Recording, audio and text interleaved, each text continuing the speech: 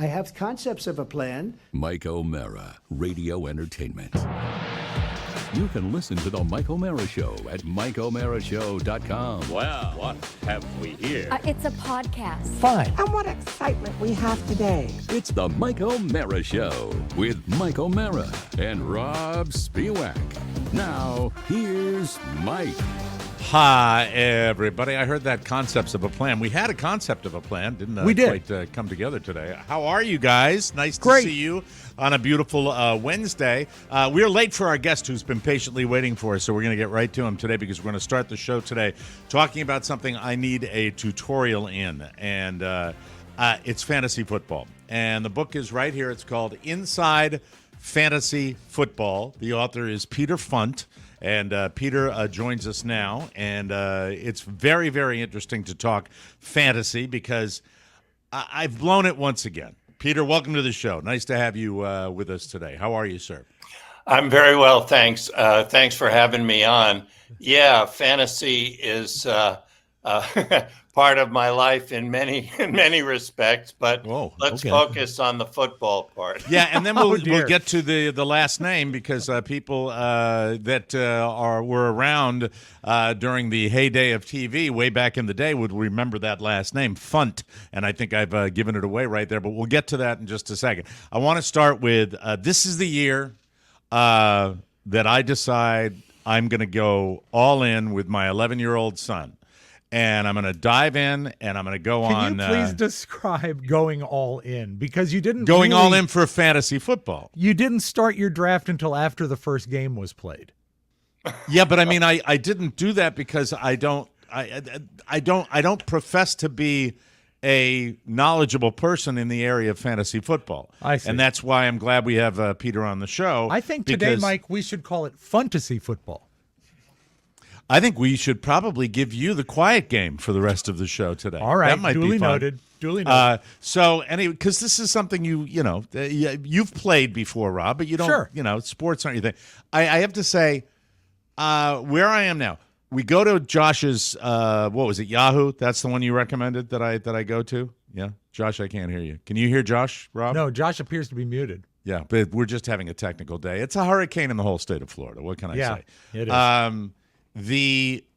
And then I do a draft with him, and then I thought it was going to kind of automatically put my team on, and here I am. This is where I sit. 3 games into the season, and I have no idea what I'm doing, Peter. But I'm going to ask you. You had a concept of a plan. I had a concept of Peter. First question. So I don't have my team that I drafted at the beginning of the year is moot. You can do this every week, right? You can put a fantasy team out there every week and be perfectly happy. Would that be accurate? It would, because fantasy football has grown to a point where there are so many variations of the game. You can play it seasonally, which I think is what you were attempting to do.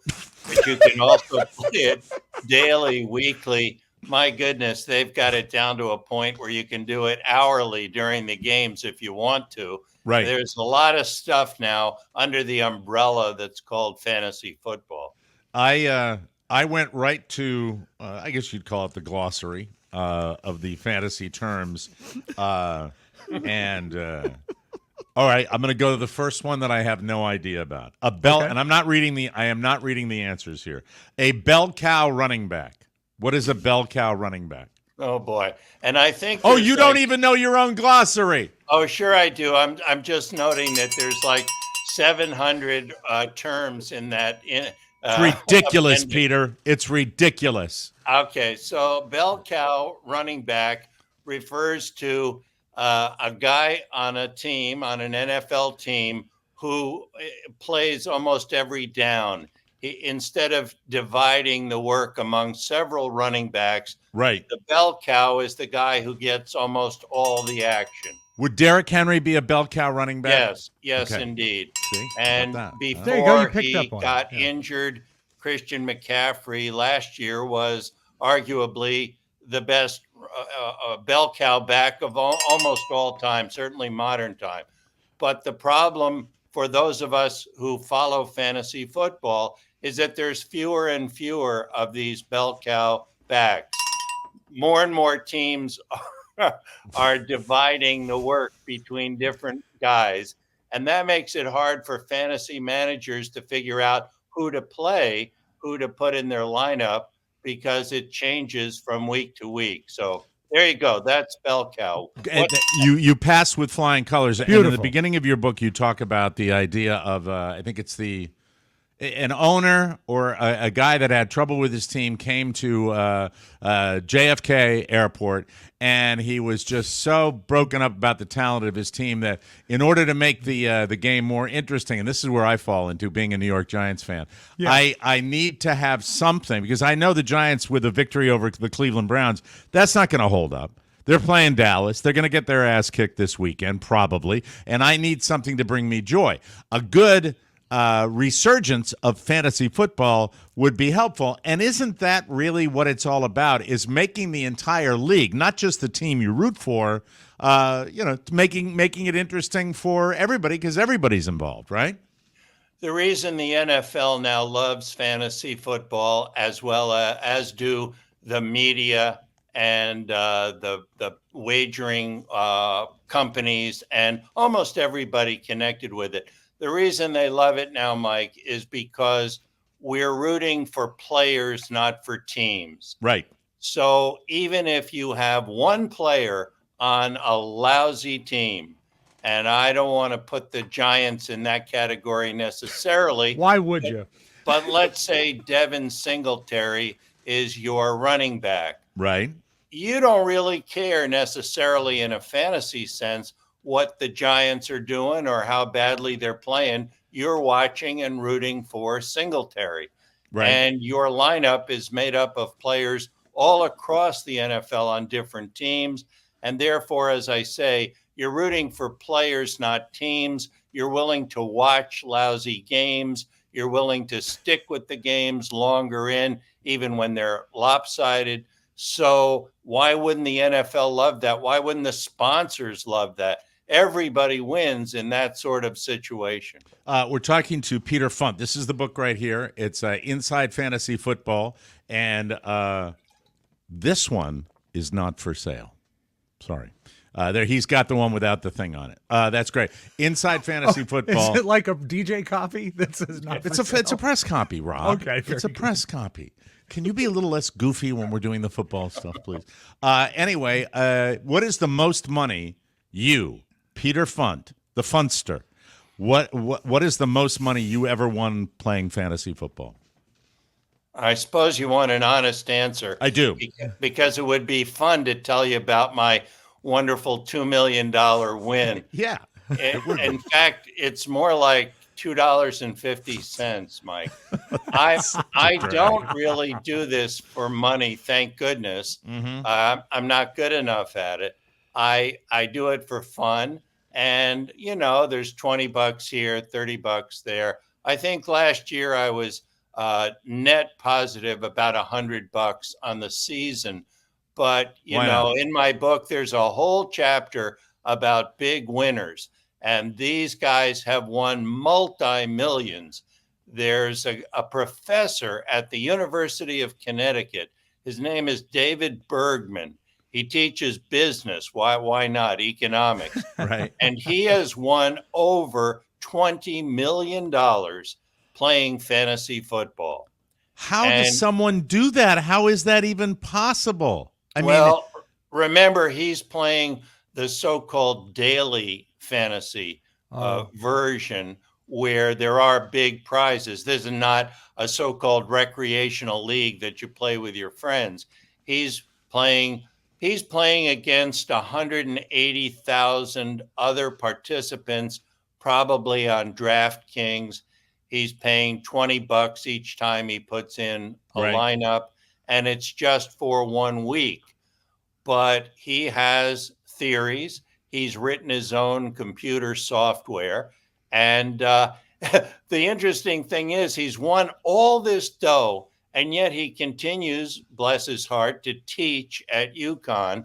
And he teaches a class in which he tells the students the tricks to fantasy football. And at the end of the semester, they get to play against him.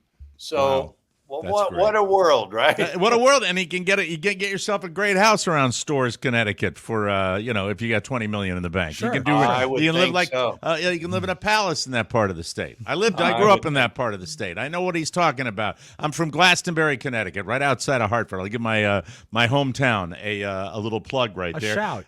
When you're talking about you reference in this book Inside Fantasy Football just how many YouTube channels are dedicated to this. I believe you tell us it's north of 600 now that are talking about this. How do you weed out the garbage from the stuff that might really help you out? Said the man that was standing by, pen in hand, getting ready to get more information. It is tough. It's become a jungle of real information, pseudo information, and outright fraudulent information, and it really falls to the fans like us to try to figure it out. I guess the answer is, what movie critic do you believe in? What restaurant critic do you obey? Mm-hmm. What book reviewer, et cetera, et cetera. It's trial and error. You put your money where someone's mouth is who you seem to trust, and you take your chances. But I should point out before we go any further, guys, that my book is everything you might want to know about fantasy football except how to win. Okay. I don't know the secrets. I don't pretend to. Well, that makes it credible for me, Peter. That makes it credible, because you're just explaining the ins and outs of it, as opposed to saying I'm going to give you the golden ticket. Yeah, I saw that while there were so many books, magazines, YouTube channels, etc., about how to do this and how to do that, I couldn't find anything that told me the story. How did this start? Who are the big winners? Who are the celebrities who love fantasy football? What's the role for women in this game? How does AI come into play? I'd love to know more about that. That's the thing that's fascinating. Yeah, is it having an impact yet? Is AI having an impact yet? In the early stages. I mean, as I said, guys like David Bergman have written computer software to help them get an edge. But I interviewed some folks at IBM who are working with ESPN on trying to take the AI dimension further along. And I was curious because I don't know if you remember, but many years ago, IBM built a computer that played chess and had a very famous match against the world's greatest chess player. And in the first match, the guy won. And 6 months later, they had a rematch and the computer won because in the interim, they had tweaked it and made it so much more powerful. And today, there's not even a chance that a person could beat a computer at chess. And my question was, is that where we're headed in fantasy football? And I asked these people at IBM. Well, for one, they were not willing to give me the straightest of answers. Really? That's interesting. But my sense of it is they have not really figured this out. Yeah, they can tell you if this player statistically is better than that player. And, things like that, strength of schedule and historical data. But they have not yet figured out how a computer could play me in, say, daily fantasy and be assured of winning. And may I say, thank goodness for that. I'm kind of scared of all this AI stuff. Yeah, it would wreck it. It would wreck it. And of course, you're talking about, I think what you're talking about really are the intangibles that you would talk about in any analysis of a game. Based on an unpredictable element, which is the player. They have good days and bad, and there's no way that can be predicted. You can't predict disease or anything. I used AI to pick my team this year. Really? And I am 1-2. Really? So it did not work. Okay, yes. Yeah, I don't see how it could, just because of on any given Sunday. That's the way. Did the Giants use AI this year? Because they're also 1-2. Hey, you know what? The Giants, in my humble opinion, if we can get off the subject of inside fantasy football for just a second. Yeah. I have to say that Malik Neighbors based on what I've seen so far this season, will go down in history as one of the greatest Giants receivers ever. And I say that if he doesn't get injured, and it goes, and of course you got to factor in the injuries with that as well. Now listen, we've been talking about football, but we got Robb up in the upper right-hand corner here that's going out of his mind, Peter, because he is the man lives in the past. The man lives in pop culture of the past, and he was out of his mind excited to ask you about another part of your life that was very significant. Robb, I turn it over to you for a moment. We'll get back to the fantasy for just a second, but please, go ahead. There it is. Turn it Smile, up, Robb. Mike. Thank Smile. you. Yes. Smile. You're on Candid Camera. So Remember your that? father, Peter, Alan Funt, created Candid Camera, which makes you, and you worked with your dad, so you're really part of an amazing television legacy. Mike, did you know that Candid Camera started as Candid Microphone on radio, and from the debut, it ran for 67 years. One of the greatest concepts in Wonderful. all of television. I mean, And it really, people it really caught in was. the act of being themselves. You get tired of talking about that, Peter, or do you like talking about the history? Boy, I better not get tired. That one good idea that my dad had put us all through school and helped buy my house. And no, and I love my dad. He died in 1999, but we still remember him, and with great ease, because he left such a robust library of Candid Camera material. It's on our 2 YouTube channels. We have nearly 500 different sequences on Candid Camera Classics. And then we have 100 or so more on Candid Camera Gold. And these are 2 YouTube channels. We're also working, as I always am, on a new wrinkle to bring the show back. And we're in discussions to do that right now. God, do we It's need one that show good right idea now. that just never died. I think, like- and it'd be great. It would be great to have that back on television, and I would love to see it. Yeah, go ahead, Robb. I'd Sorry. like to run a quick clip, just a portion of a clip. It features you, Peter. I think you were about 16 or 17, and the gag was here, hidden camera show. Oh, this is great that you got one with him in it. That's You're awesome. pretending to be a statue in an art gallery, and people are suspicious of you as the statue. First, take a good look at this Roman statue. It's clad in Roman garb from head to foot. It's almost absolutely stationary. As a matter of fact, Peter you the really Great. have to look sharp to see any movements at all. This man standing around the gallery felt it. Now, this was very tempting, even for a statue. And the guy gets kicked in the Still ass by Peter. Funny. So funny. all these years, still funny. You remember? I would. How could you not remember that? Right? I was scared to death. It was very, very difficult to, at that stage of my life, my dad used me occasionally on the show when he needed someone young enough, nimble enough, dare I say, stupid enough to be put in some of these situations where the other grown-ups on his staff didn't want to do it. So there I was as the statue. And the tough part, of course, was I had to keep my eyes closed and yet sort of sense what was going on around me. So it was a baptism of fire for me. I will say that later on in my adult career, I did personally over 400 Candid Camera sequences myself and hosted over 250 episodes on CBS. But I'm not at all surprised. People keep throwing that statue thing back at me. My God. I saw the look on your face when he put it up there. Here we go again. We are talking with Peter Funt. The book is Inside Fantasy Football, the story of what has become a national phenomenon and something that I have just been on the outside looking in that I want to get into because so many people are part of that. I think the worm turned with the NFL with the acceptance of wagering. I think that's also been a boon to fantasy football, don't you hasn't think it? that the NFL always embraces things that makes them money? They like I believe that. They do. I believe and once they very figured out, happy. like you said, that it benefits the sponsors and it benefits the players and it benefits the game and money, of course they're going to embrace it, right? Are there any celebrities in your book that people might be surprised are avid fantasy football players, Peter? I don't know how surprised they'd be, but there certainly are a bunch of them. Seth Meyers, for example, is really into fantasy football, and he plays in a so-called recreational home league, not for big money.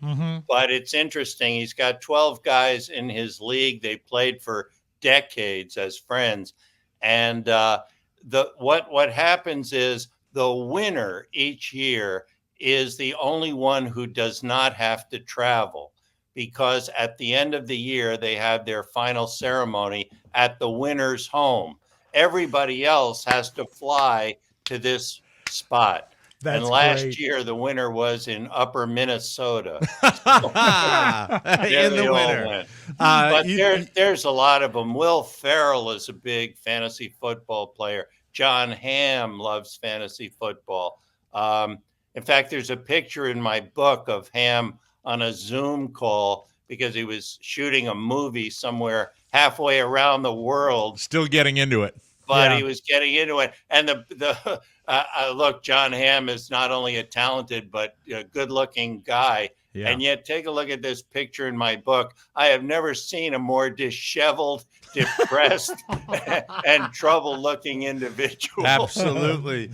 You mentioned in your book also that I found interesting the number of players that are in the NFL that play fantasy football, and that it just strikes me as: is there any fear among the people you've spoken to about that kind of overlapping? Do you see has or a do bad they see, history betting on yeah, sports. I mean, it's just I mean, you got a guy. You mentioned the guy from the Jaguars. I forgot the name right now. I'm sorry. It's Travis Etienne. Etienne, who is an avid player and makes the comment about sometimes betting against himself. That to me, it seems to be a bit of a red flag. What are your thoughts on that, Peter? Well, the NFL was smart to put a $250 limit on how much the players can win or play for in fantasy sports, because they realized it was impossible to stop them from participating,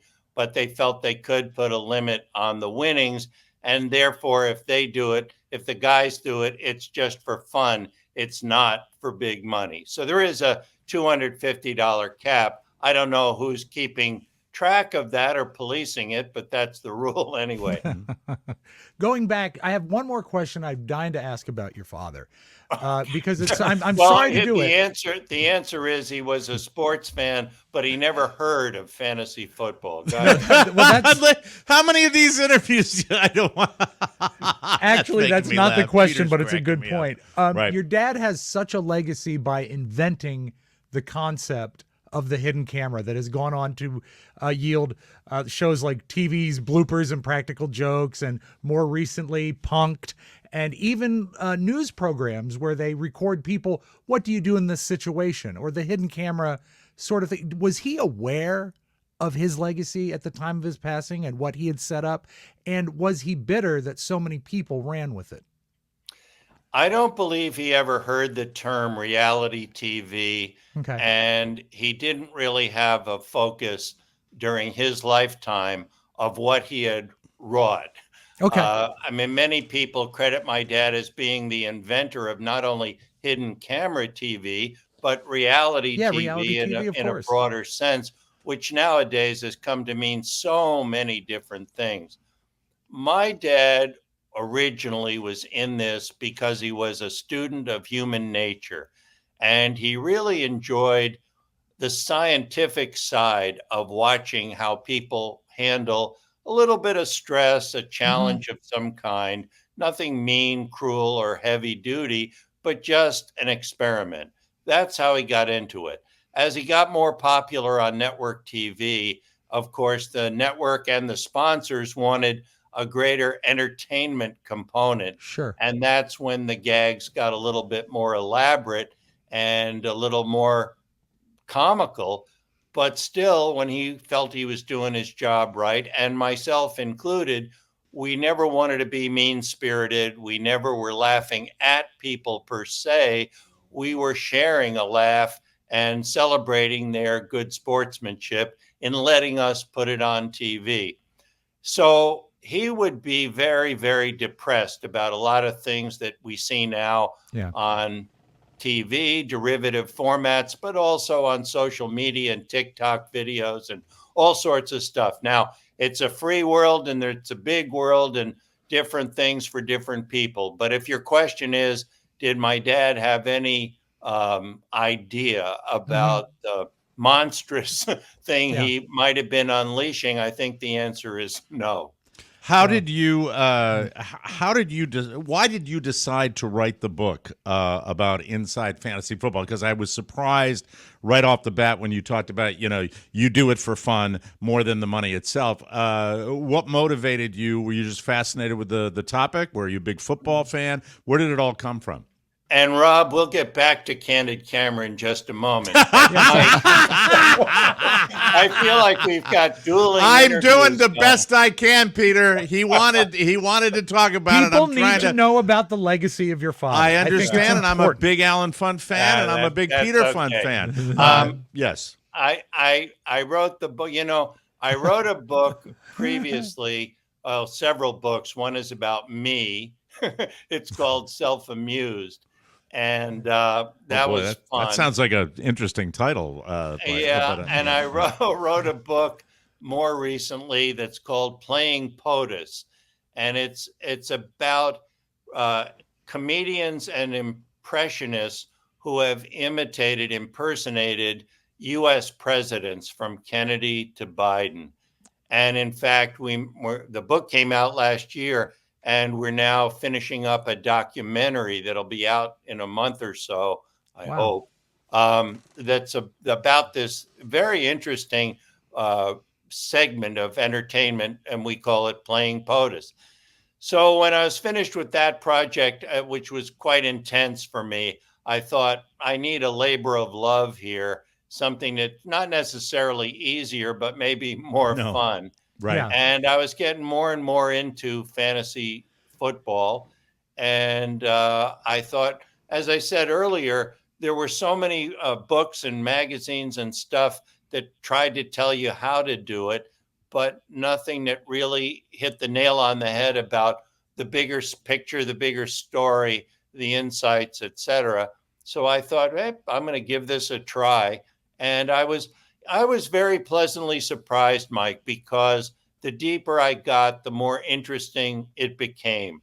I thought I knew a lot about this, and the more interviews I did, the more people I talked to, the more I learned about the origin story, which if there's a whole chapter, if people buy the book, they'll see about how fantasy football was invented in Oakland, California in 1962. And they played their first league competition in 1963. And these were guys who worked for and one who was a part owner of the Oakland Raiders. Wow. And they formed this league, which they called the Greater Oakland Professional Pigskin Prognosticators League, which for short, or sort of short, was GOPPL, GOPPL. GOPPL. And that league still exists today. And I interviewed the commissioner of that league. And amazingly, the rules back then are not very different from the way we do fantasy football today on ESPN or Yahoo or whatever the platform is. And but it's too much to tell now. It made a great chapter in the book. And when I realized, wow, this is a real thing. It's not just, a trivial game. Maybe it is, but there's a lot of meat on this bone and a lot to read about, think about, talk about. So that's why I wrote the book. I'm trying to get one last one for you to see if you know your own. Oh, we're back. Another glossary thing. Here. I know. I mean, because that was the best one. Because I didn't know. I better get out my book here for the answers. I feel so left out. I don't. I'll have let a you book. off the hook, Rob. I will give you the last question because you can ask if you want, because Wait, let you've me been guess. and you've been very. Guess. Yes. Let me guess. Okay, go ahead. Anticipate. Yeah, Rob, you want to know, speaking of my dad and his legacy, Right. are people harder to fool today because they're so savvy about media and technology and whatever? That was not the question, although can I have Probably two? a Can I better have an A question and than a one B? you had, Rob. That's probably a better question. Thank you, Mike, for that. You're welcome. But yeah, are they harder to fool? No, they're a lot easier. And the simple Because they're answer dumber. is, Because they're dumber, Peter. Because Well, they I- are dumber. you're not going to get me to say that. Okay. What you will hear me say is multitasking. Right. Yeah. My dad used to work hard to distract people over here so he could pull his little prank over here. Right. Nowadays, I find people are self-distracting. They're on their device and they're thinking of three things. They're easier than ever to fool with a simple little trick. I'm sorry, Rob. That's What okay. is your question? My question This is fun. I'm having a good time. I don't know if this is an urban legend or not, and I'd love if you could settle this for me. Is it true that your father was once on a hijacked airplane? Oh, that's very true. Okay, Wow. could you thumbnail that story for Mike? Yeah. Because I think he would find it. I didn't know if this was true or not. I've 'cause never it's heard so- that before. It's so fantastic. It is true. It is true. What a remarkable life he had, both on camera and off camera. And this was very much off camera. He was flying late 60s. He was flying from New York to Miami to shoot a Candid Camera sequence. And midway in the flight, there's a ruckus in the cabin, and a guy with a butcher knife to the throat of a flight attendant marches with her up the aisle and into the cockpit. Remember, back then, the cockpit door was Wide easy to open. Sure. And everybody realizes something's wrong. Pretty soon, the captain comes on the PA system and says, "Folks, we have a guy here who wants to go to Cuba, Yep. and we've decided we're going to do what he says, so we're going to divert to Havana." Well, everybody in the cabin is just freaking out and saying their prayers and wondering what's going to happen next. And all of a sudden, a woman up front where my dad was seated turns around, recognizes him, and stands up and announces to the crowd, "Hey, everybody, this is Alan Funt. This is all a joke. We're on Candid Camera." Oh, no. No. Now, my father No, was you can't already- write it. My father was scared out of his mind to begin with, and now he's just paralyzed with fear because not only is a hijacking in progress, but the passengers aren't even taking it seriously. Oh, my Well, God. the next thing is that the hijacker hears such a ruckus going on in the cabin that he sticks his head out of the cockpit door there. And what do? They give him a big round of applause. Oh no! Because they assume he's a Candid Camera actor. Oh, my God. So, end of the story is they make it safely to Havana. The military police take this guy away. Then the plane flies on safely to Miami. Everything's okay. But as they're leaving the plane in Miami, this troublemaking woman turns around to my dad and wags her finger and says, "Smile my ass." And Can't there end it you any have better it. than. Oh, that's awesome. Oh, Peter, God. thank you so much for taking some time out to talk to us today. Peter Funt, author of Inside Fantasy Football. I know you do it at the beginning of the season. How's your team doing so far? Good, bad, medium? What do you think? 3 games in. Yeah, my 2 main leagues, I'm 1-2, so I'm not dead yet, but it's a rugged start. The NFL is getting less predictable every is. season. Yeah. That's great, and that's great. Yeah, and there's more parity among the teams. So that idea about it, any given Sunday, or as the case may now be, Thursday, Friday, Saturday, Monday night, whatever, on any given day, anything can happen. Maybe that's for the better. I think so. I'm crossing my fingers, guys. All right. That's awesome. Peter, thank you so What much a for pleasure, talking to us. Peter. Give Thank yourself you a so copy much. of Inside Fantasy Football, America's favorite non-contact sport. And Peter, continued wonderful ideas for books. And I hope you find a home for another reboot of Candid Camera. We'll be there. We'll be watching it. Thank you very much. That's Peter Funt, ladies and gentlemen. We will take a break. When we come back, we've got the Roundtable down here in waiting for Hurricane Land. The whole state is actually waiting for Hurricane Land. That's the way it is. That's Look how for hidden big cameras, Mike. Make sure it's not a fake hurricane. that it's not a fake. Absolutely, it's a big mother, and we'll talk about that also later on in the show. You're listening to the Mike O'Mara Show. We'll be right back. As a parent, I don't need to tell you how busy I am or how busy you are. That's why you need Nurture Life. Nurture Life is a meal delivery service focused on helping busy parents easily feed their babies and kids from 10 months old to 10 years old.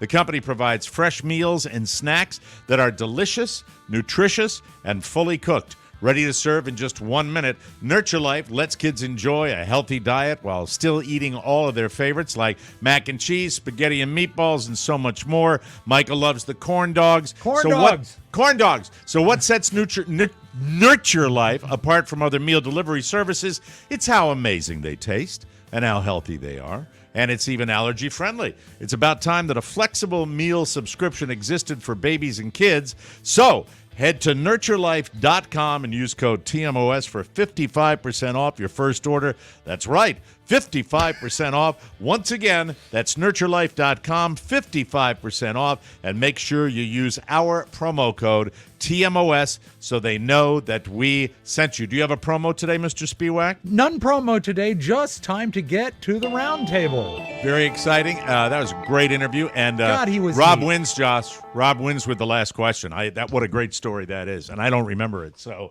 I do remember I'm old enough to remember the hijackings, though. That's where they used to go. That's before the age of horrible terrorism. They used to hijack these planes and take them to Havana. I remember I was that. on one hijack flight. It was a TWA, and they hijacked it to Herndon, Virginia. Yeah, and it was scary. A man-made community, and it, thank God it landed safely. We're very, very excited. Let's get started with the Roundtable, shall we, ladies and gentlemen? Here we go. We start today with very, very bad news, and this speaks to also the NFL and traumatic brain injuries and concussions. Brett Favre revealed yesterday that he has Parkinson's disease. That's been directly tied to the concussions. Brett was testifying before Congress about a welfare fraud scandal that he's caught up in. He's not actually facing any charges, and he's already repaid more than $1 million in funds that were allegedly misspent. Favre says he was a victim too, scammed by a biotech company, but that's not the big story coming out of this. Favre said it was a cause dear to his heart that got him involved in this, which was a concussion drug, and that he got scammed as well. Now, that he also said, even though it's too late for me because I've recently been diagnosed with Parkinson's. Did it surprise you that he revealed it in that way in a? It did. A subcommittee or whatever it was. I mean, that was like normally someone of his import, and he was very important to the game. Yeah, They would have like a press release, or it would be more coordinated than that. He turns 55 next month. He played 20 years in the NFL. I think it's part of them trying to link concussion to Parkinson. Yeah.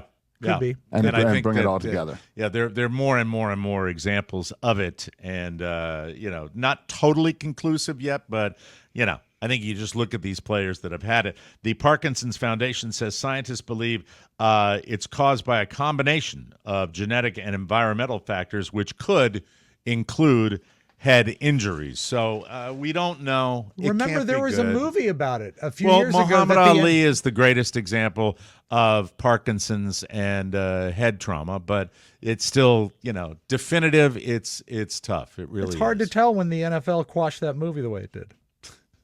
Yeah, the one with that was a Will Smith movie. The Will Smith movie, yes. Yeah. Absolutely. So maybe also if you get hit in the face in an awards ceremony, that can also bring on Parkinson's. Yeah, it can a brain injury. You never know.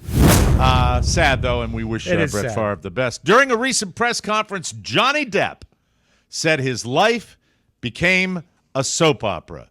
He was at a film festival in Spain promoting a movie he directed called Modi, 3 Days on the Wings of Madness. It's about an Italian artist and his struggles in Paris during World War I. Doesn't that sound like a typical Johnny Depp project? Yeah, it does. Very deep. I play an Italian artist by struggling during World War I. Does the artist Johnny have said, long, quote, dirty hair, Mike? Johnny said, quote, "Look at my teeth." No, he didn't say that. Johnny said It's funny you say that. You know, I saw a thing, Yes. and I think he got his teeth corrected. There is a rumor around social media that he did. Each character, this is Johnny's quote, "Each character has their story because I'm sure we can say that I've been through numbers of things here and there. Maybe yours didn't turn into a soap opera, televised, in fact." He had a quote, but we all go through what we go through. And then he drank an entire bottle of wine right there. Remember all Chugged that the whole nonsense? thing. Chugged it. All that nonsense went down in Fairfax. Yes. Yeah. That was absolutely crazy. That's right near us. Nuts. Poop on the bed. What do you do? Poop on the bed. Coyle. What do you do? Who was was it a baseball player that did it on a birthday cake or something? Sparky Lyle. Whose cake? Was it George Steinbrenner's cake? I just remember It was some sort of Yankees cake, and Sparky Lyle. Oh, by the way, we'll get to it. I'm not going to wait. I'm going to congratulate him right now. Let's congratulate the man himself, Mr. Josh Soroka, who is his team. playoffs Finally. back to back, first time in years, Mike. 20 How years excited at are least. you, Mr. Soroka? I'm very excited. I'm ready to go up next week for some games. And even better, my T-shirts that I've been dealing with for forever finally launched last night since the Orioles won. That's awesome, and congratulations, and no better team to beat to get there than the Nueva York Yankees, and I wish you the very best with my season as the Boston Red Sox fan, going right down the old crapper. Yeah, so that's why I couldn't tell you. Speaking of which, Mike, back to the cake. I Yes. remember it being in a book. It was in somebody's tell-all book about baseball. Could it have been Euchre's book? I think it was Jim Bouton. I Okay. think it was, God, I should know this, but that's the big story. I don't think it was Euchre. I think it was Ball 4. Jim Bouton, Ball 4. That's what And it I was remember in. the phrase coil. Coil. Big coil on the cake. Congratulations to the Orioles, by the Yes. way. Well, and from what I can see, trying to find out who that player was, Lyles was known for whenever it was anyone's birthday in the clubhouse to sit on it nude. Fun. Sunny days. And also, after Googling that, Josh, just for fun, clear out your search history and your Clear that cookies. browser. All right, so there's a bloodbath at Paramount. Paramount Global's the name of the company. It continued on Tuesday. One of those anchor guys from CBS got bumped. He was the weekend guy. He was originally the anchor. Got pushed out by Nora O'Donnell. They I think need his to name is they Glowell need to, or something like that. They need to right? reduce Gore. staff since they Gore. since they need to reduce the staff since they canceled 60 Minutes. There's just not enough jobs. for them. Tuesday, this happened. Yesterday, the struggling media giant kicked off a second round of layoffs in its previously announced plans to cut 2,000 jobs. Broadcasting is so much fun. Paramount's co-CEOs, bastards. Good job to have. Bet they're not taking pay cuts. George Cheeks and Chris McCarthy and Brian Robbins. Hi, revealed- I'm George Cheeks. Hi! You're fired. So saith George Cheeks. They Or revealed in- in a memo that 90% of these reductions will be complete by the end of Tuesday. So it's slowing down. How'd you like to be like? They're going to hold on to the last 10% for Christmas, probably, right? Yeah, That's that'd be the way right. they'll do it.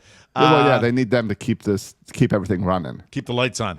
Here's the quote. Like the entire media industry, we are working to accelerate streaming profitability while at the same time adjusting to the evolving blah, blah, blah, blah, blah, blah, blah, As a blah. former CBS employee, I have a comment, if I can have a moment about that. And that is,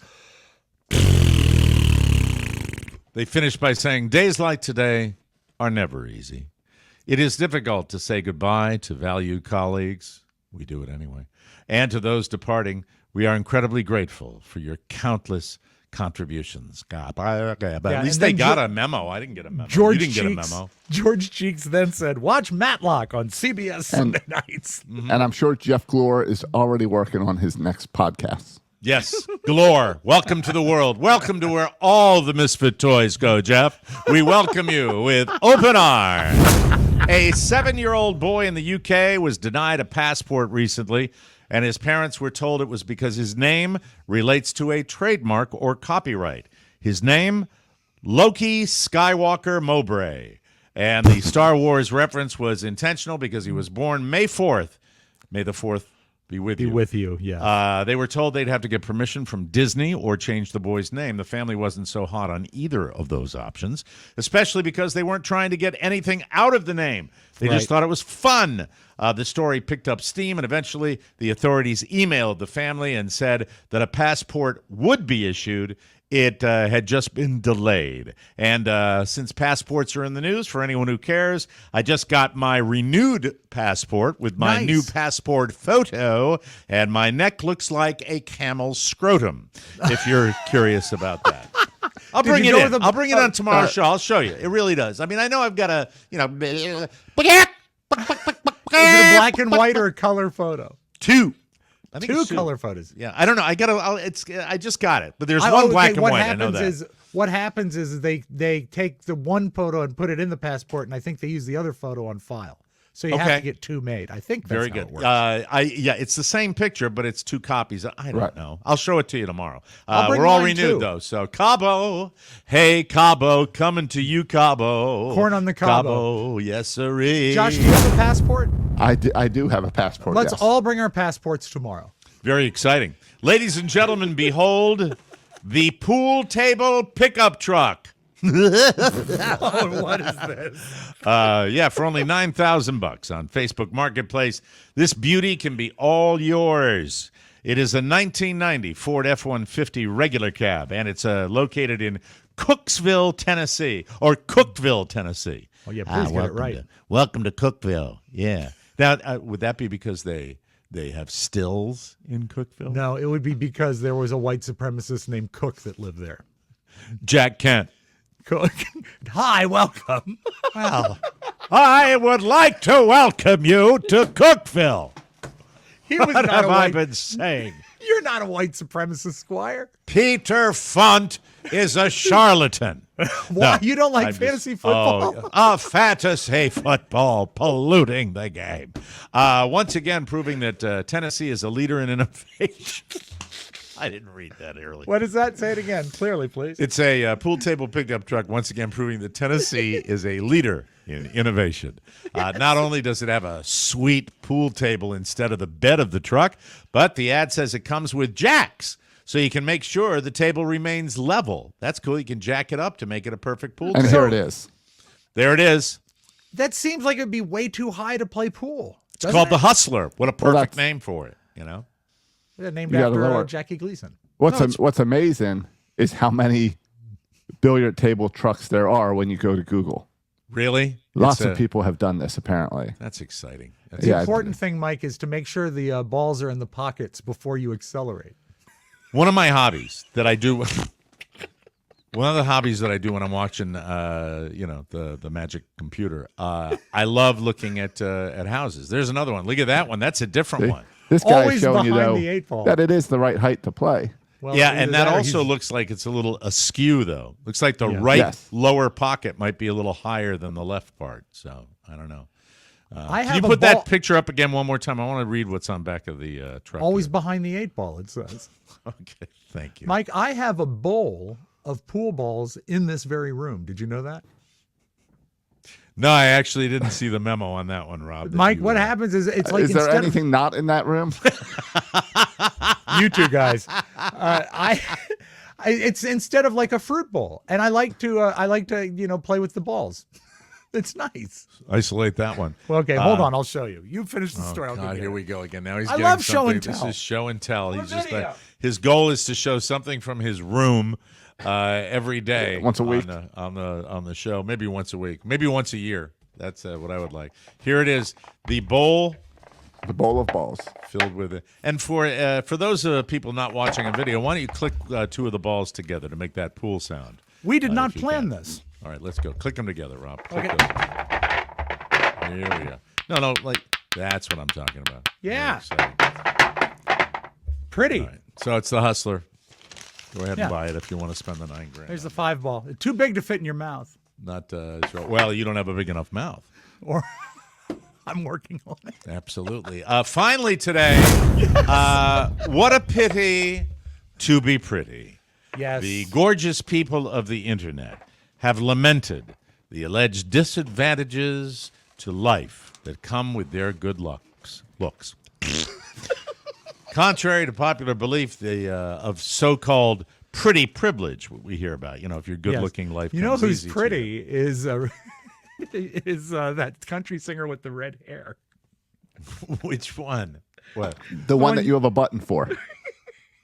Oh, yeah. I'm sorry. Thank you, Josh. I was sleeping at the wheel. Hey, everybody, this is Reba McEntire. On Reddit, a thread asking folks their physical appearances, what was your horrible experience for being attractive? That's a thread. Yeah. And that's gone viral with a bevy of answers because there are a lot of people that feel that there are bad things that happen to pretty people. Some were understandable, particularly around the recurring theme of unwanted attention. We all always. hate that. Yes. Except for Robb. Robb likes as much as he can get. He does. He does. Yeah, you like attention. That's why you post things all the time. Mike, I'm at it's- King's Dominion. Find me with a turkey leg or whatever that is, right? Well, you see, Mike, it doesn't have anything to do with being pretty, though. No, it does not. That is. See? I can verify. And I am thinking of you already on the pool deck of the downtown Graham with your Thank you. Jelly roll costume. I can't. Oh, that's going to be at the cocktail. That's hour. here. So screwed up in your head. I'm sorry. And Mike, I'm already sorry. picturing you at Christmas when you're going to dress as a leprechaun and hand out sausages. It's going to be great. Yeah, we're gonna do the Halloween. Naked Greed money grubbing radiothon for. Did I get that right? Yes, you got it. Cocktail hour. Costume Cocktail party. hour, October 5th, 7 p.m. And Josh is going to be Beetle Josh, and Robb is going to be Jelly Roll. And I have not yet decided what I will be, but it will be something fun, I guarantee you. And of course, we will nakedly be soliciting your questions for a Yes. donation for the show Ask me as anything. we underwrite our trip to Las Vegas, which has suffered from the inflation woes that we go through. We're going to have about a couple hundred people there, and we're excited about it. It's going to be a lot of fun, and we want to still get as many on that pool deck as we can till they call the fire marshal. So that's what we're going to Mike, be doing. you should Yes. dress up as a guy who has a pool table in his pickup truck. It's a wonderful idea. All right, so unwanted attention. Another person who works with children said they hear the same from parents, too.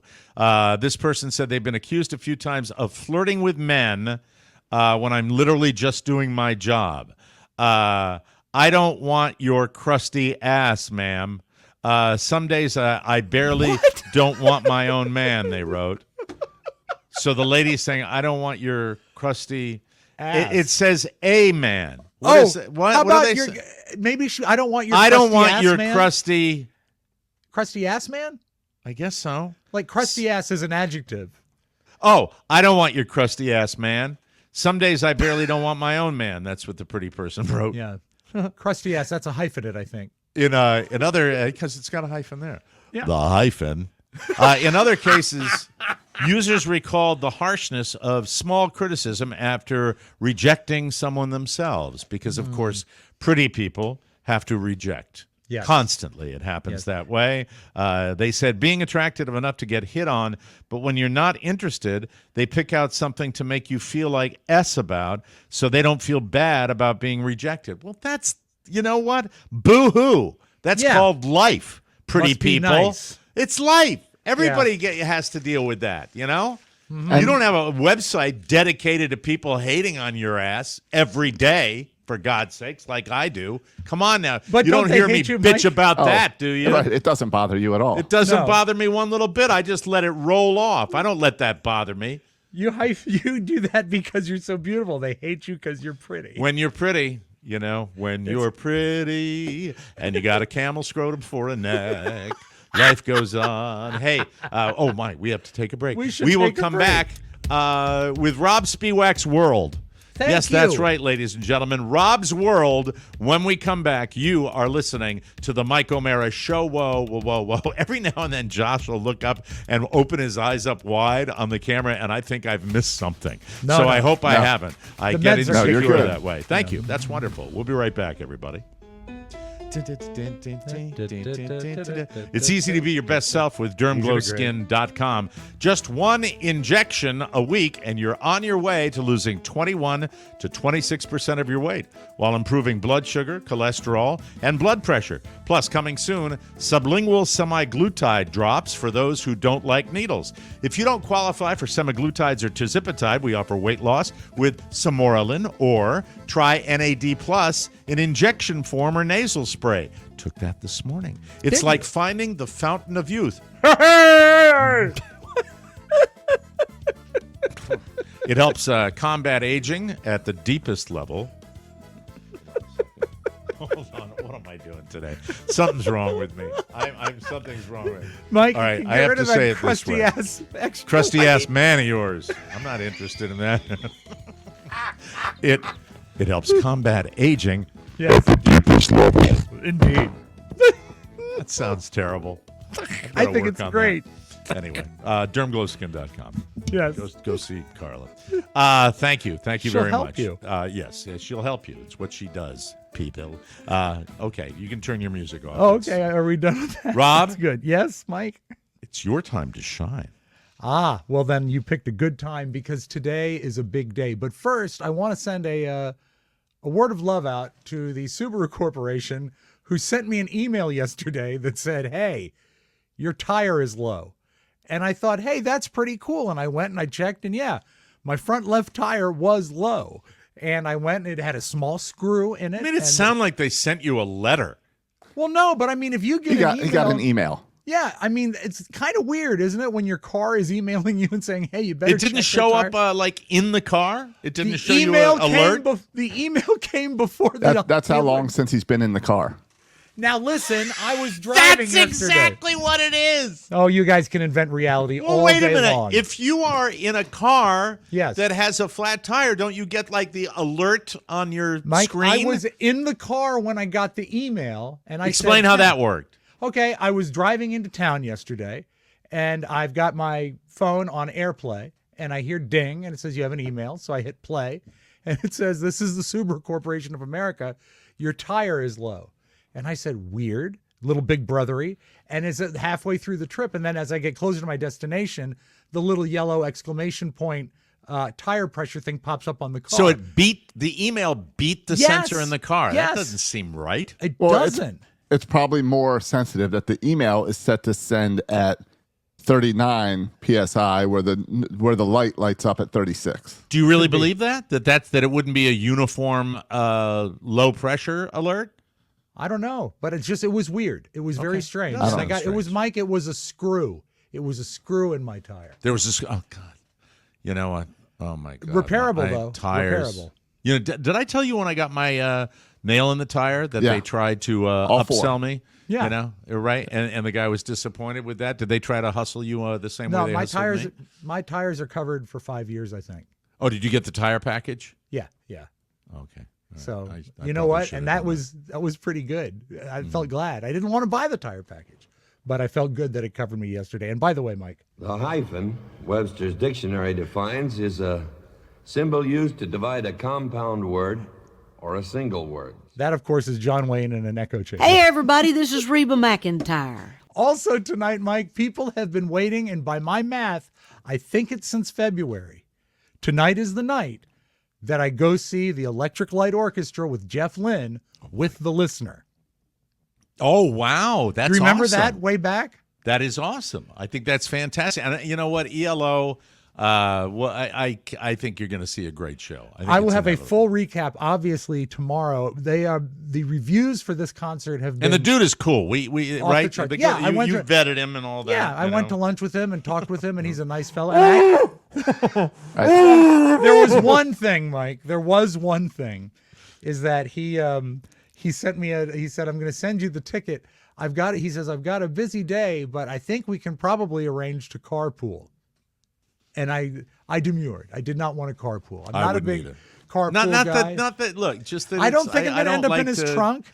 I don't want to be there for the whole. I'd like to meet him at the show. That's also, that's the thing. If he's an early leaver and I'm not, or if he wants to miss the encore, and exactly. Right, it's hard to leave a date if you drive together. Yeah, exactly. So I told him that we would meet there, so I'm excited tonight. And to anyone who is going to see ELO tonight at the Capital One Arena, Rob will have a turkey leg for you. No, Mike. Tonight, hard candy. I have cinnamon hard candies. Spot me and get a cinnamon hard candy. All right, and have a pocket full of those. Have you worked out a time for your wife to call you in case it's not going well? She can say, I'll just fake a heart attack. I think he'll buy it. Are you you're a concert finisher, though? I've never been a concert finisher. Well, you'll stay till the bitter end if you're having a good time. Well, especially, I imagine that there's going to be a rather remarkable encore, because this is a big lasery stage show type deal, and so many good records. I mean, is there an opening act for ELO?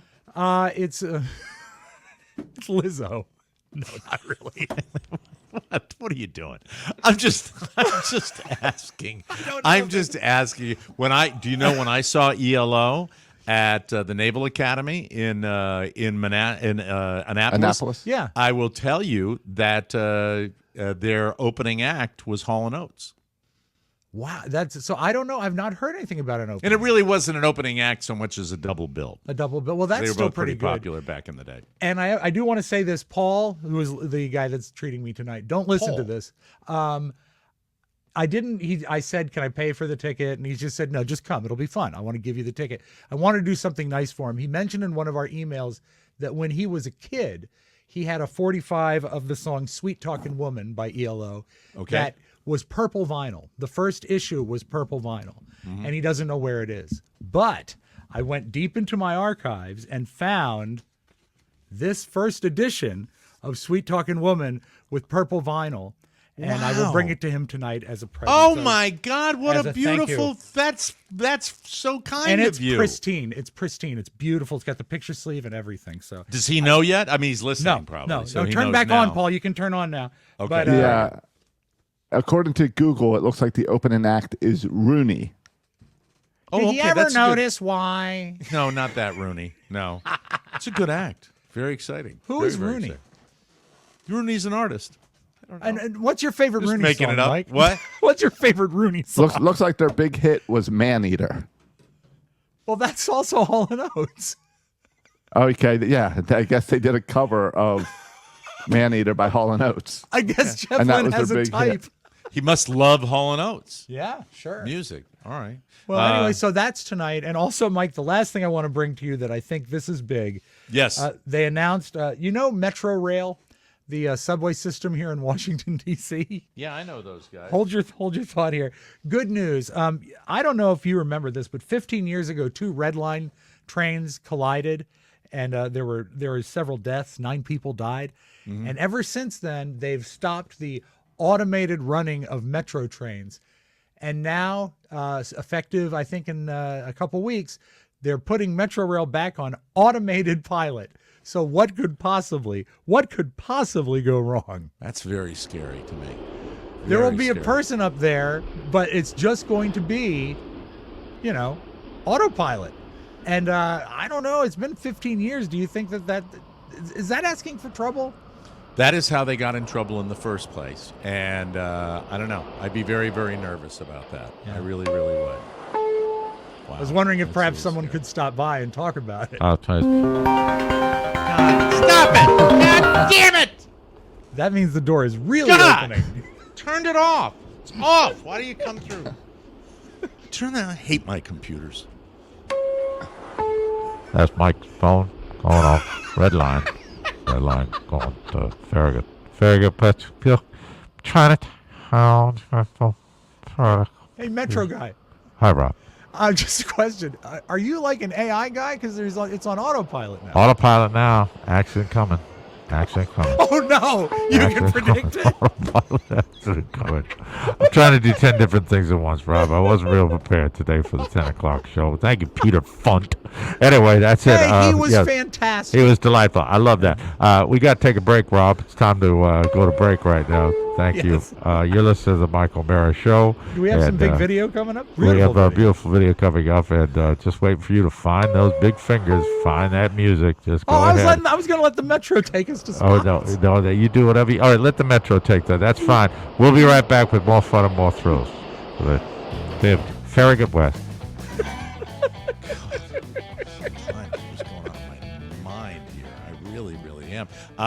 Hey, Orgain, want to tell you about that. Orgain, so yummy, so delicious, so good for you. Eating better is tough, especially in this day and age. We're all running around. There's so many better-for-you products that taste like yuck. Well, there's a brand that has cracked the code on providing real nutrition that also tastes incredible. It's called Orgain. I love Orgain. Wow, it's so good! Tasty. Orgain's 30-gram protein shakes are an excellent source of complete protein with all 9 essential amino acids, and its chocolate tastes the best. It gives me energy, provides muscle support and recovery, helps manage hunger, and promotes healthy weight management. Orgain is convenient, real nutrition with only 1 gram of sugar per serving and no soy ingredients or artificial flavors or sweeteners. 30 grams of protein, and it tastes amazing. Chocolatey goodness like you will love. Orgain 30-gram protein shakes available at Costco and Orgain.com. If you want to get in on the delicious protein-packed nutrition today, head to Orgain.com/TMOS. Once you're there, look around and get some Orgain in your cart. Then head to checkout, and when you're prompted to, use the promo code TMOS for 20% off your order. Thank you. Remember, for 20% off, head to ORGAIN.com/TMOS and make sure you use the promo code TMOS during checkout so they know that we sent you. Rewarding. Yeah.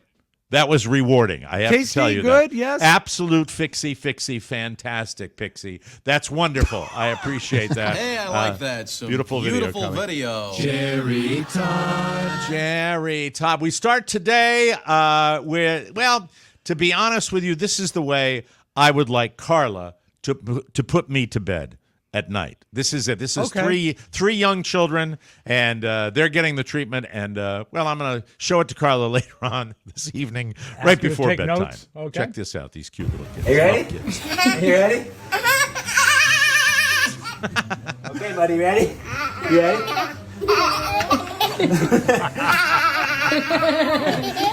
You ready, Teen? You ready? Mike, I'm no professional, but I think it might be more fun if you put Carla to bed that way. Bada bing, bada boom. That's why the show works, folks, and I'm glad you're enjoying it. Hey, Tesla. Rob, are you going to jump on the electric train and get yourself a Tesla? No, never. Well, check this video out. If you look at this might change your mind. Got a bit of a problem. Every time I walk away from my car and it locks itself, it farts, and I don't know how to turn it off. My husband and my son have done this, so if there's anyone out there who owns a Tesla who knows how to stop it from farting, will you please let me know? Here's what it does look.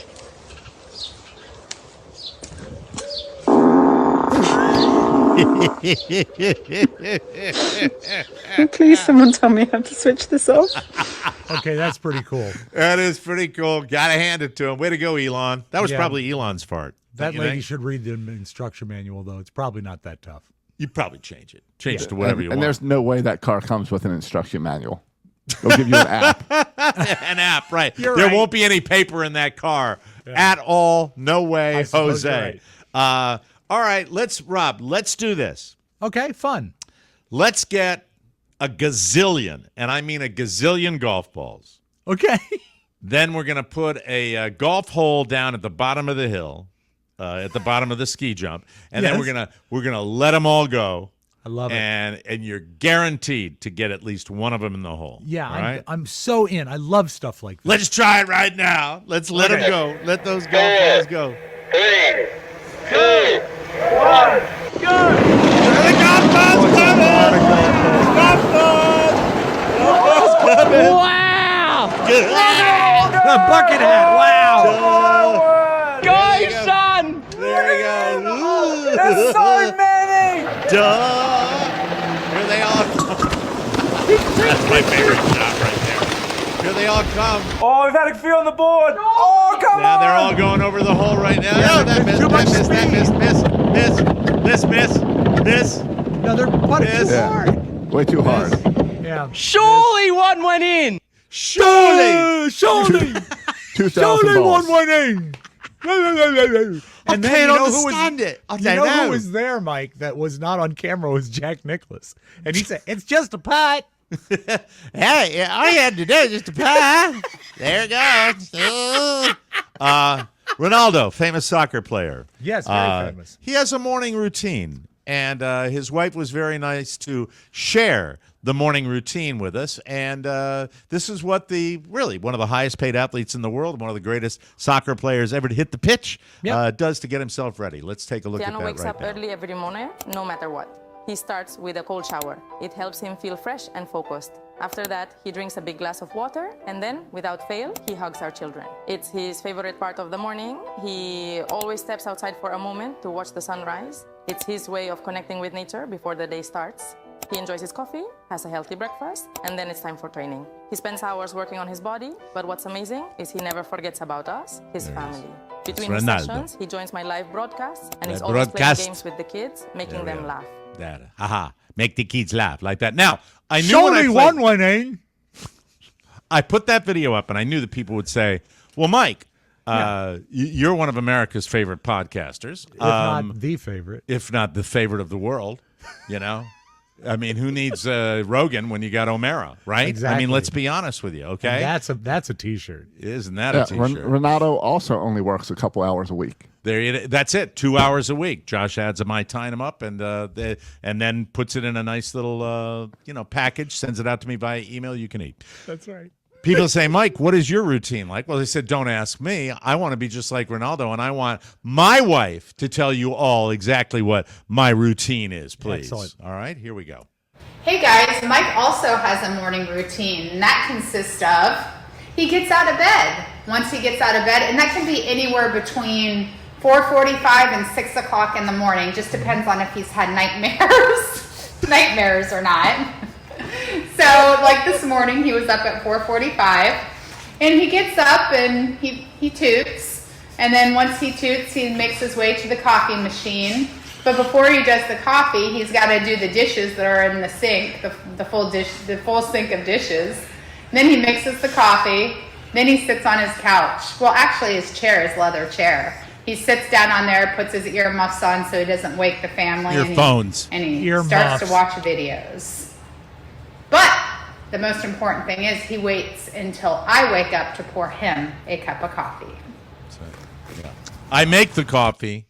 She pours the coffee. That's every morning. Almost halvesies, isn't it? She dirties the dishes, and you wash the dishes. I wash the dishes. The That's dishes right. are my purview. That's what I do. And You eat with her, and you fart. I'm trying to get both wife and son to understand the concept of clean as you go when you're cooking your food.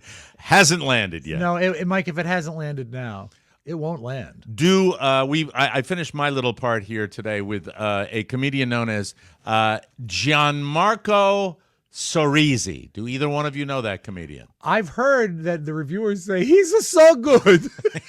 Let's take a look. We finished my oh, part. no, with, we cannot listen to R. Kelly. R. Kelly is a pedophile. And now here's the thing, and just hear me out for 1 second.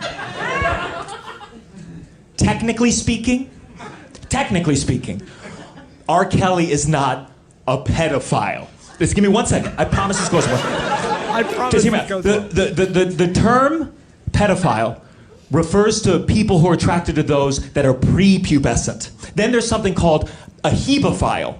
That's people who are attracted to those in the early stages of puberty, like 11, 12, 13, 14. And then there's something called an ephebophile. That's people who are attracted to those in the later stages of puberty, like 15, 16, 17, 18.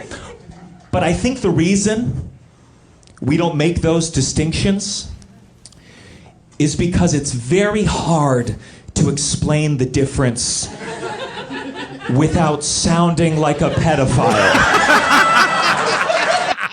There you go. I love that. That was worth it. That was a payoff at the end there. That was really wonderful. We will take a break and come back with more beautiful right here. You, ladies and gentlemen, are listening to the Mike O'Mara Show. Whoa, whoa. And by the way, hard candy for anybody who spots Robb tonight at the ELO concert.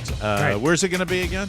Capital One Arena in Washington, D.C. Big one. Big arena. Big band. Yeah. Hey, let's face it. Everybody has to deal with bugs in and around your house.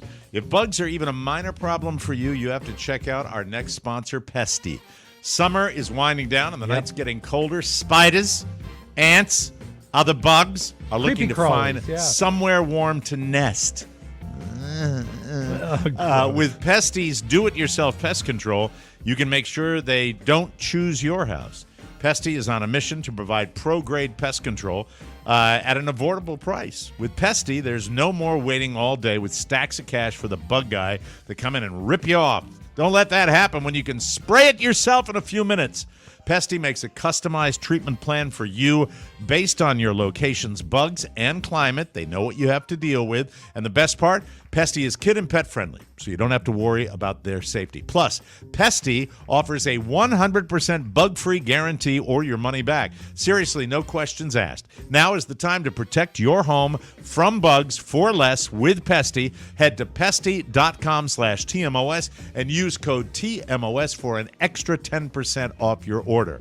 That's pesty.com/TMOS for 10% off, and make sure you use our promo code TMOS. So they know that we sent you, Robb Spieway. Cherry time. Now, if you were to describe me in one word, you would say it's Fabulous. a hyphenate. Rule breaker, right? I know this we'll go with this that. is some beautiful video, but today I have to do audio for my first tape because there's no way the station is going to post That's this beautiful online. audio. I've like so many people, my day starts with the same television station. I think there are people that are Good Morning America people. For years, we were Today Show people, but now We were. How could we have wasted that many hours? I can't so believe many it. hours. Mm-hmm. I love Channel 5 here in Washington, D.C. Local. But I do they the also same cover thing. I do national local stuff. Fox down here because I like my local guys, and they stay on longer. They stay they do. on later, so that's the reason. Steve Chenevy is a great anchor. I make no qualms about that. I love him, and he does a great job. What do you love there. about him for those people listening in the rest of the country? He's handsome. He doesn't take himself too seriously for a handsome guy, and he's funny. He's a funny guy. And you know I who think I you're gonna like see- better than Steve Chenevy? Who? Hey, everybody, this is Reba McEntire. She had to come into the room, but yeah, I like her too. My fingers. Jesus Christ. Maybe you could get a picture of your fingers for your passport. These talons, damn useless 65-year-old claws. Steve had a day today. I think the whole station had a day because we're having some weather up here in D.C. Sure. So first he had to deal with a Zoom call that was a disaster.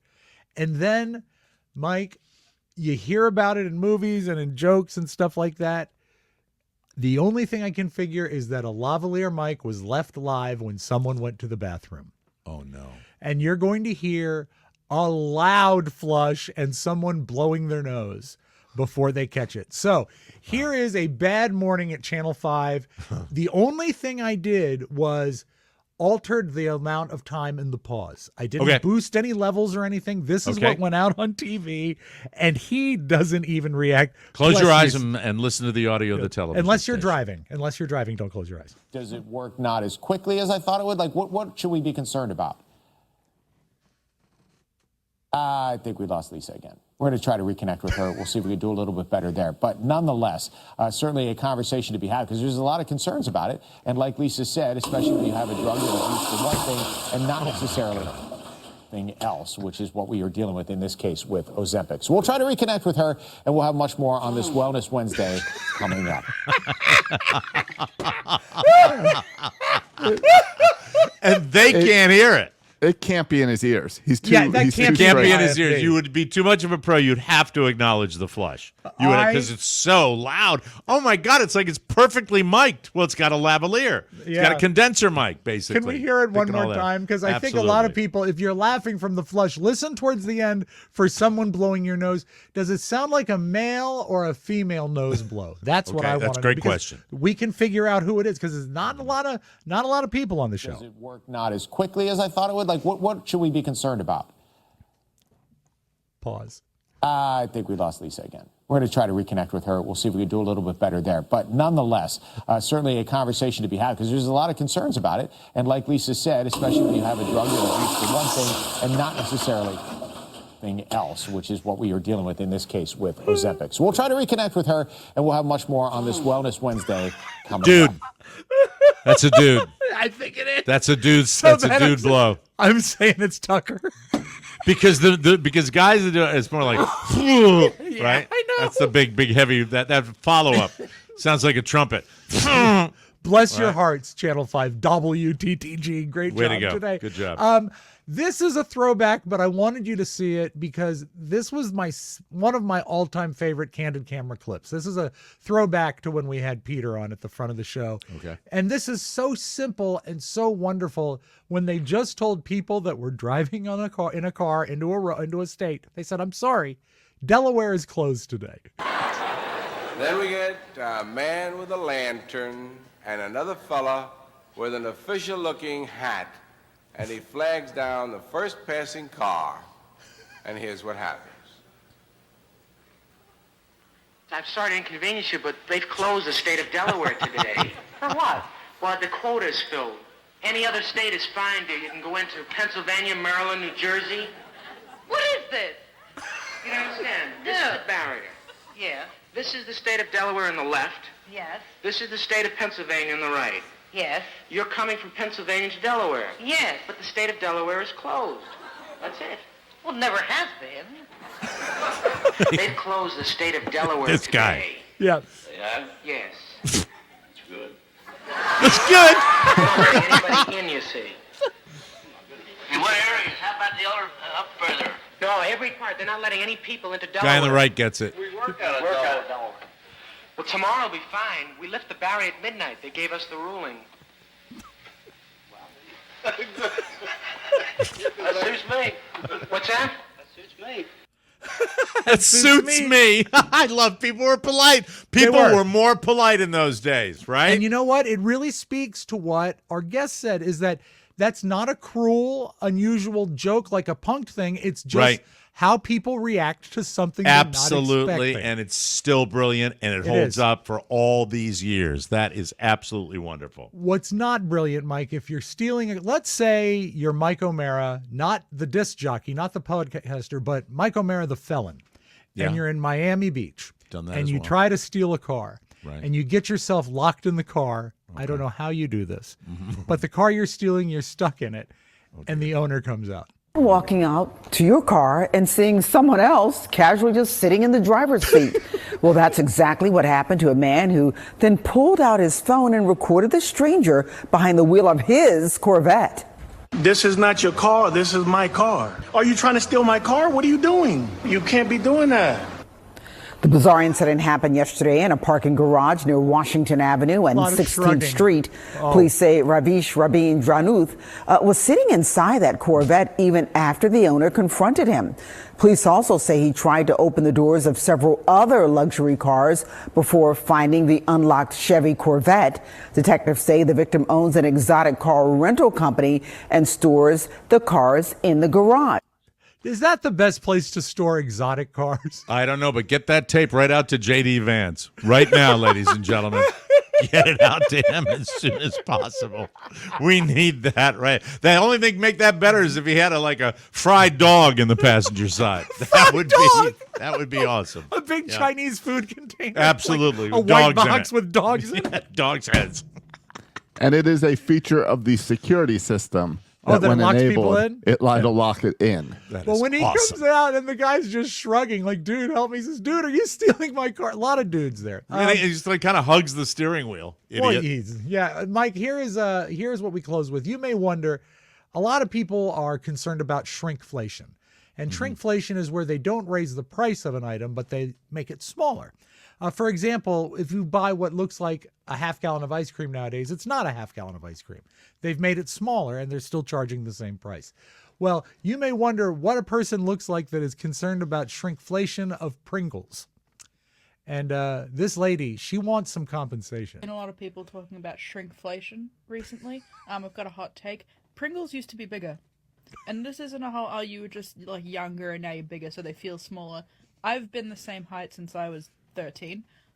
This is like a within the last 5 to 7 years kind. First of all, if you're the same height, height. as you were, yeah, Is that I mean, the scale she's using? That's kind of tricky, isn't it? I well, would think. also, I think that And does she sometimes- have eyes? Does she have eyes? Does and a lot of junk food, does it stunt your Now, hold on. growth? All right. No, but so that picture is telling. That picture is credible. I was going to say same thing, Josh, because you look at that. Remember when they all sat Well, full, stacked brings, up? She brings it. She brings it. Mr. Magoo brings that in the up. last 5 to 7 years kind. Because since fucking when can you have that many Pringles and they are able to fall into a spiral when there are that many left? It just doesn't feel the same. Wow. So, Mike, you better watch out for the Pringle people. They're I'm going to ready. get you. That's how they get you, Mike. That's how they get ready. you. Hey, everybody. Thanks for listening and watching today. We want to thank Peter Funt, the author of Inside Fantasy Football, America's favorite non-contact sport. Not for sale. Check it out, ladies and gentlemen. And Mike, we will you at appreciate least Peter. entertain offers on the book? I know it says it's not for sale, but well, maybe we'll deal with that on October 5th. Huh? I think that might be good. Keep it in Keep mint it condition. Here. Yeah. I will keep it in here right next to my costume. We will reminding It's you. upside down, Mike. We've got. Well, we have the TMOS cocktail party coming up on October 5th. It is the Naked Greed Money Grubbing Radiothon, and we look forward to a cocktail hour. Thank you. Naked Greed Money Grubbing Radiothon Cocktail Hour coming up on October 5th, 7 p.m. Rob's going to be dressed as Jelly Roll. Josh is going to be Beetle Josh. And I haven't determined it yet. But we really want you to come in and raise money for this show. Because That's what right. we do. Yeah, what do you? You're always asking me. Shut up. The Go to that Fantasy other Football website. book- Go to that hating website. Go. Knock your socks off. Yeah, hate me all you want. Go ahead. Have fun. What? Remember, it doesn't bother him.